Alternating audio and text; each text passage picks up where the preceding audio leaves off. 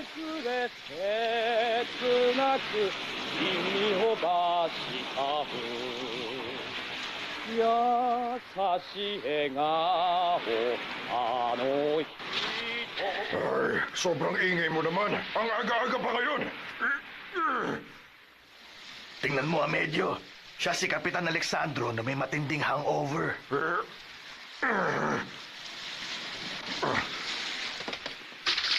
Ha?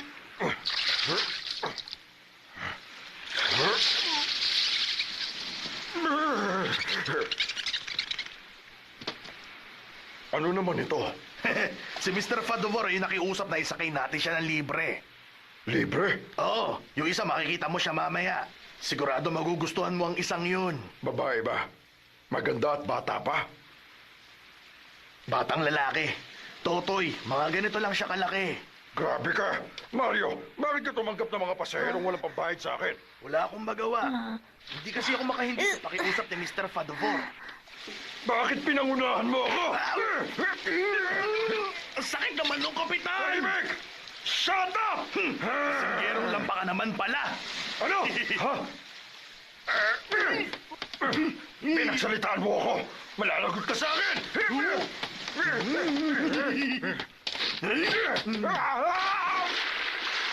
Kapitan! Mario!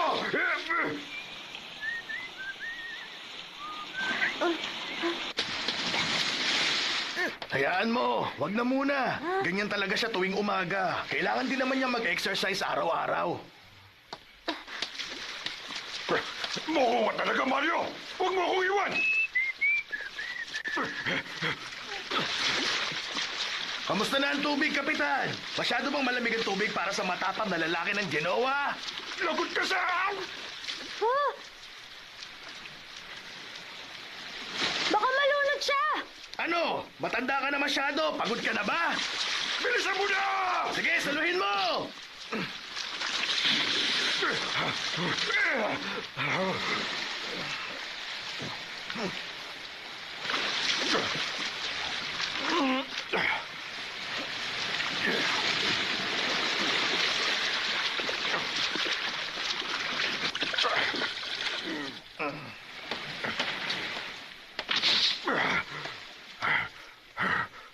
Ang hangover, natanggal na rin ba?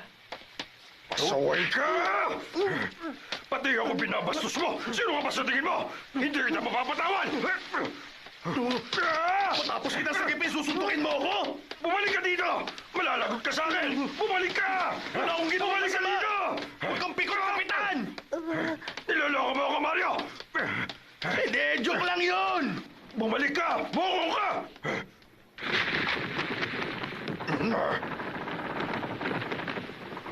Bata! Iligaw mo pa kaliwa ang barko natin! Oh! Oh, opo!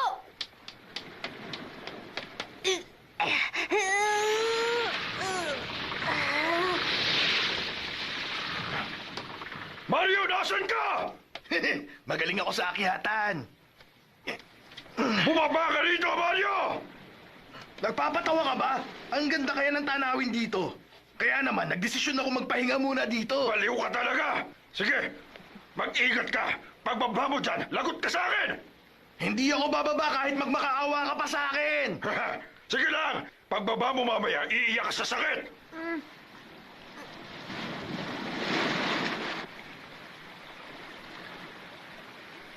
Hoy bata, umalis ka dyan! Kapitan, ako! Ang alam ko, hindi ka nagbayad. Ayan, nasa La Plata River na tayo. Huwag na huwag kang bababa, Mario! Belat!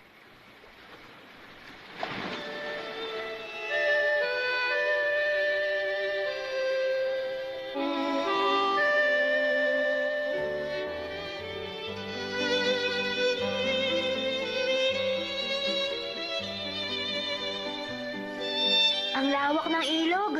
Medyo, ito ang pataas na parte ng La Plata River.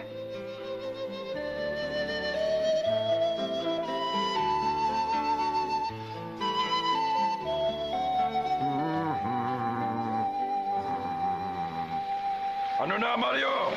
Tostado ka na ba dyan? Ang saya! Para akong anghel na may pakpak na lumilipad. Mauuhaw ka rin! Tirik na tirik yata ang araw ngayon. Tapos magmamakaawa kang bumaba dahil mamamatay ka na sa uhaw! Ganun ba? Oo, mahal kong Isabelita! Malapit na kitang makapiling! Asar naman, hindi na siya natatakot sa akin. Hoy, batang libre ang sakay! Dalan mo ako ng isang timba ng tubig. Opo, Kapitan!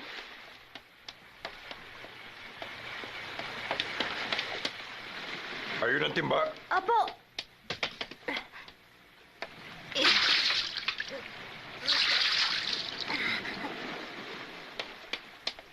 Hoy Mario, gusto mo bang uminom ng napakalinis at napakalamig na tubig mula sa plata? Ha? Pasensya na, Mario!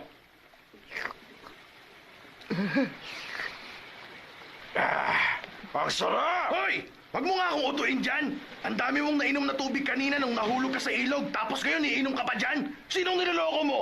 Tama ba ako, Marco? You shut up! Yahoo! Yahoo! Ang gaganda nila! Woohoo! Kapitan, tingnan mo!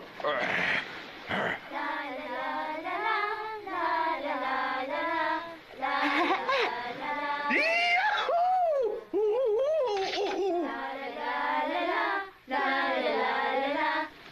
Mga binibini, laban nyo naman ako. Kumusta, mga binibining anghel sa lupa? Kung may pakpak lang sana ako, lilipad ako papunta dyan para labhan niyo ang maruming kaluluwa ko!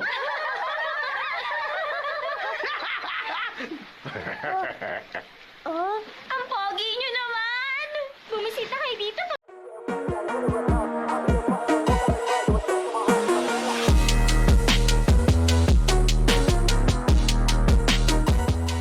Balik nyo! Oh, Hoy! Lumigo kayo! Lumigo kayo, makaliwa! Kapitan! Lumigo ka! Merong balsa! Oh! Kumaliwa kayo! Kumaliwa kayo! Tatamaan natin sila! Lagot tayo nito!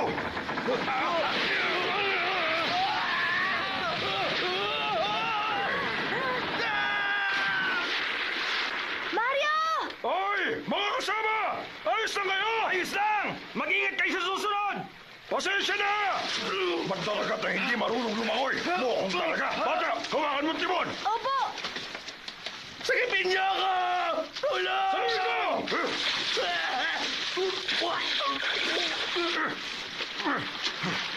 Baliw! Isa ka talaga mukong Mario! Hibe! Tulong! Tulong! Tulong! Bata! Ibaba mo ang hagdan! Doon sa may bandang gilid! Opo, Kapitan!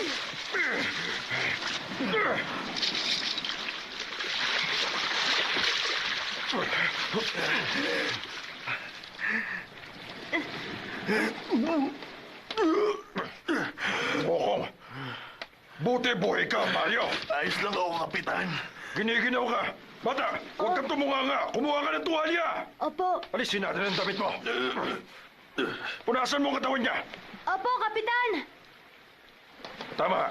Para hindi tayo malamigan, ang pinakamagaling magpainit ng katawan ay bagong kulong kape. Kapitan, gagawa ako. Huh? Ang kailangan muna ay gumawa ka ng apoy. Opo, sa Genoa, ganun ang ginagawa ko. Ha? Genoa?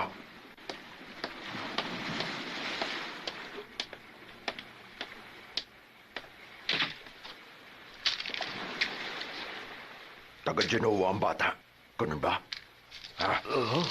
Ba't di mo agad sinabi sa akin? Ha?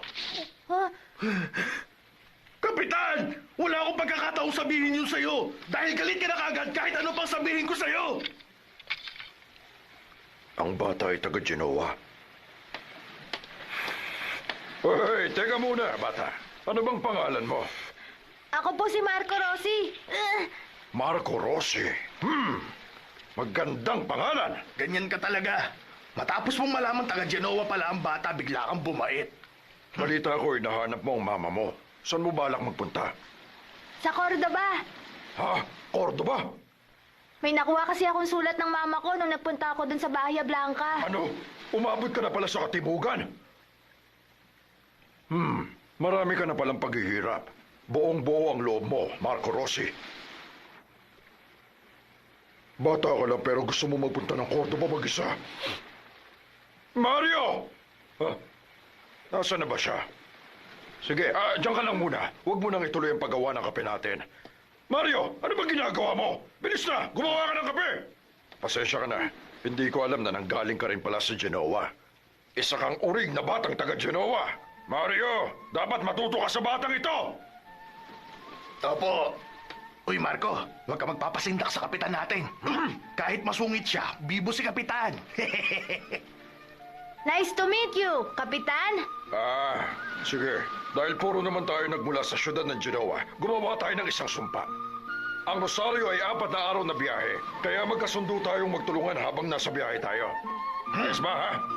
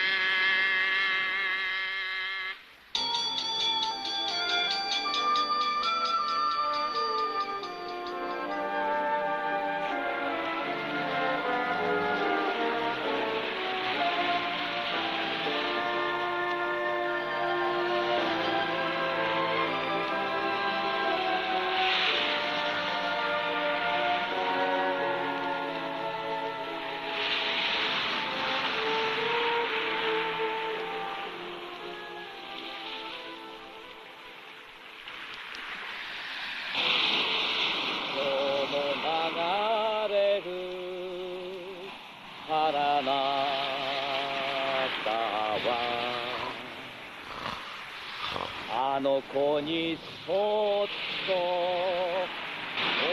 えておくれ」「あいつはきっと涙を流し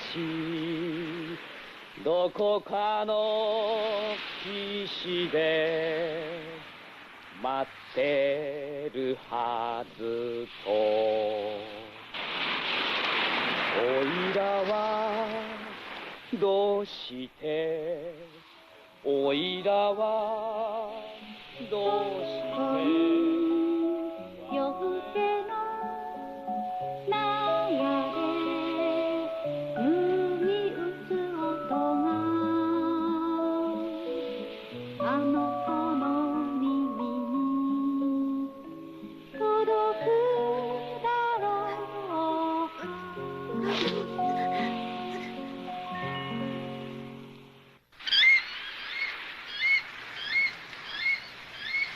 Natatandaan ko pa ang tindahan ni Lucrecia sa Genoa.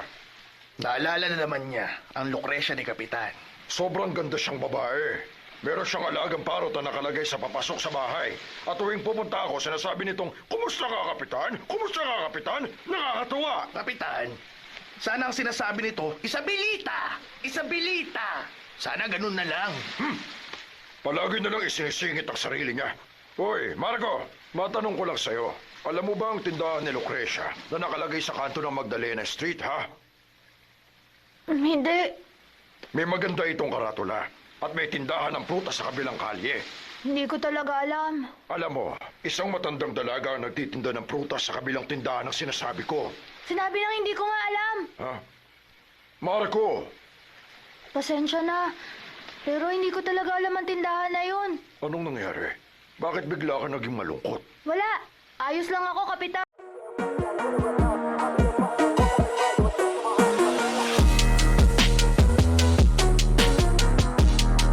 Sa tingin ko, alam ko ang dahilan. Dahil papalapit na tayo sa Rosario, nag-uumpisa ka na ngayong mag-isip at mag-alala. Tama ba ako? Huwag ka na kasi mag-alala. Hindi ba binigyan ka naman ni Mr. Fadovor ng isang sulat na magpapakilala sa'yo? Sa tingin ko, gagawin niyang lahat para makapunta ka sa Cordoba. Hindi naman yun. Pakiramdam ko kasi, kahit makarating ako sa Cordoba, hindi ko makikita si Mama. Marco, Dahil ang mama ko, lumipat siya ilang buwan pa lang. Posibleng lumipat na siya ulit bago pa ako makarating sa Rosario. bakit mo ba sinasabi yan? Baka magkatotoo. Tingnan mo, Kapitan! Ayan na ang San Nicolas! Papalapit na tayo sa San Nicolas, Kapitan! Ah, 20 araw ko na siyang hindi nakikita! Hintayin mo ako, Isabelita! Paparating na ang gwapong si Mario! Mario, ang barko ay hindi dadaong sa San Nicolas. Sa pagbalik na lang natin tayo dadaong doon. Huwag mo namang gawin yun, Kapitan! Psst, tumahimik ka. Huh? Tignan mo si Marco. Tinitiis niya ang ilang taon na hindi sila nagkikita ng mama niya. Kinikimkim niya lang ang kalungkutan sa loob niya. Hindi mo ba naiintindihan ang nararamdaman niya, Mario? Pero ako ay... Kahit hindi kayo magkita ng mahigit 1 taon ni Isabelita, hindi kanya ipagpapalit, Mario. At wala rin namang magkaka-interest sa babaeng yun. Kapitan! Kailangan nito ang gawin natin. Babawi na lang ako sa iyo sa pabalik nating biyahe, Mario. Katulad ng gusto mong makita ang iyong Isabelita, mas lalong gusto ni Marco na makita rin ang mama niya doon sa Cordoba. Naiintindihan mo, di ba, Mario? Pero ang lungkot. Good, good. Mabait ka, Mario.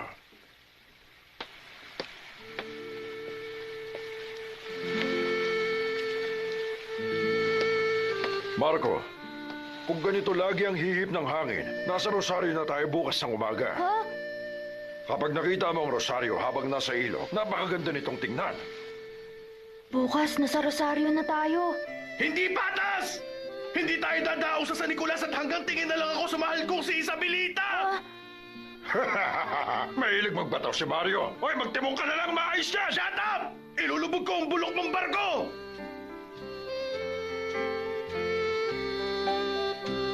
Isabelita!